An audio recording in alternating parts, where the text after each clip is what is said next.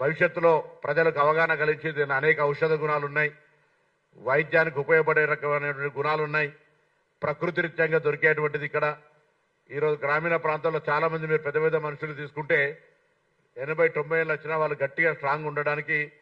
ప్రతిరోజు నిత్యం వాళ్ళు కళ్ళు తాగి ఉండడం వల్ల అనేటువంటి అనేకమైనటువంటి సైంటిఫిక్ ఆధారాలు ఉన్నాయి. సో దాన్ని బేస్ చేసుకునే మనం ఈరోజు మాట్లాడుతున్నాం. కాబట్టి ముందుగా 24వ తారీఖు ప్రోగ్రామ్ను అందరం కళ్ళు ప్రేమికులు అక్కడికి లేదా అంటే కళ్ళు ప్రేమికులు అంటే రేపు ఒక కనీసం 1 ఎకరా 2 ఎకరాల్లో తాటి విత్తనం పెంచుకుంటాం, దాన్ని చూడడానికి వస్తామనేటువంటి వాళ్ళందరూ కూడా వచ్చి వీరు స్ఫూర్తిగా వారు వాస్తవంగా వెలమ మా పక్క జిల్లా వరంగల్లో అయినప్పటికీ కులంతో సంబంధం లేదు. ఈ వృత్తిపరంగా ఇక్కడ ఉండబడేటువంటి ప్రకృతి పానీయానికి నేను